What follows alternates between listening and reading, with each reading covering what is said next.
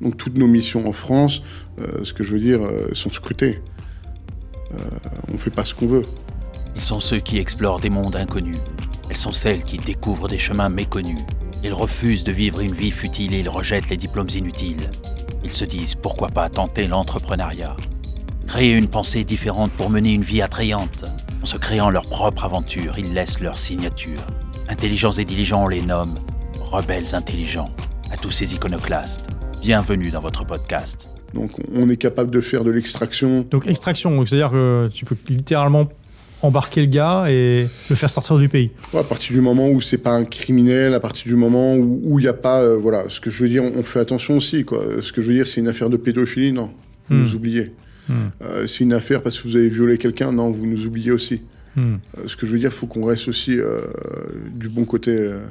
La barrière, oui. La barrière. On ne peut pas se permettre, en fait, d'aller sur la zone grise. On reste toujours sur la zone blanche. Mais forcément, des fois, on est obligé d'apporter ce genre de service à nos clients parce qu'on est dans un pays étranger, on n'est pas forcément compris. La police nous comprend pas, on n'est pas chez nous.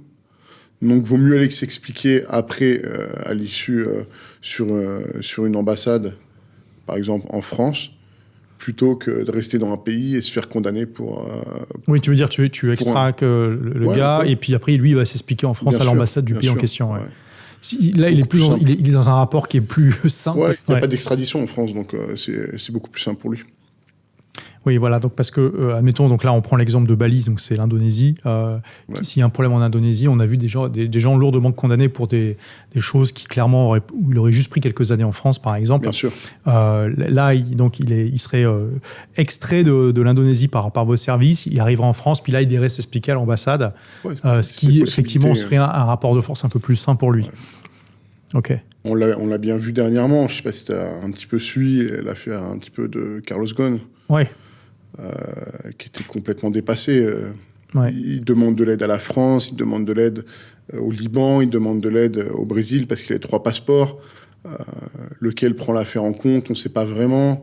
Puis même, qu'est-ce qu'ils peuvent faire finalement ? Bon, ils peuvent apporter une assistance consulaire, mais... Voilà, aujourd'hui, ce qu'ils faisaient, voilà, ils ont apporté chacun une assistance consulaire. Donc, ils venaient lui rendre visite quand même régulièrement. Il y avait l'avocat aussi qui était autorisé de chaque partie à venir. Mais est-ce que ça a vraiment avancé son dossier ? Non, pas vraiment. Oui, alors Carlos Ghosn, c'est très intéressant parce que du coup, il a fait appel à une société de services privée. Je rappelle quand même, pour ceux qui ne connaissent pas l'histoire, c'est qu'en gros, il a affrété un jet privé. Et il était assigné à résidence chez lui.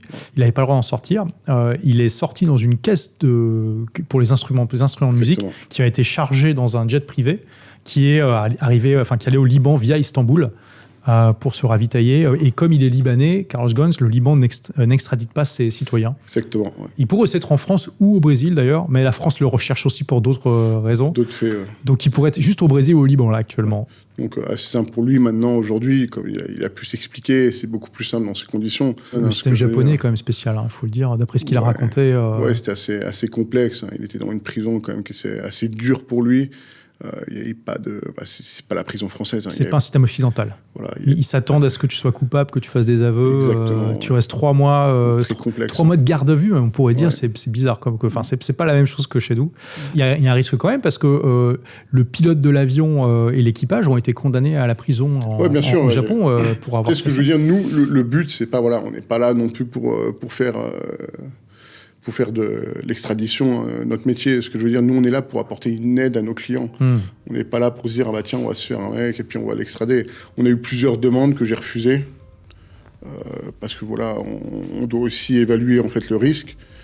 Mais le but, en fait, c'est toujours en fait mettre notre client dans de bonnes conditions pour pouvoir en fait lui permettre d'avoir des voies un petit peu navigables dans son avenir. Donc toutes nos missions en France, ce que je veux dire, sont scrutées. On ne fait pas ce qu'on veut. Ce que je veux dire, voilà, si on peut apporter un petit plus à nos clients, on le fera forcément, comme tout service en France.